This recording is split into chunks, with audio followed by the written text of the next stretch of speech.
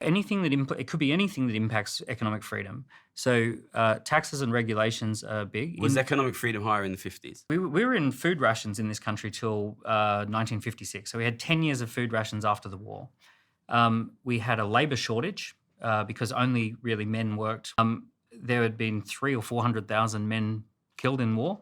So we actually had this big labour shortage. The whole country needed to rebuild because of the Blitz had bombed it.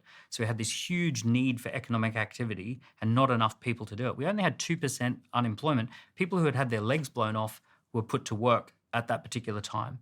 So we had this boom, this post-war boom, and we also had the post-war baby boom, which drove consumption. And then when we got to the 60s, we had the roaring 60s or the swinging 60s, right? Pretty amazing time in Britain. And along comes high taxes. And they put up the taxes massively at the end of the 60s, and it pretty much crashed the economy. Well, they went up as high as 80 to 90% for the top earners. I think it was in the 60s.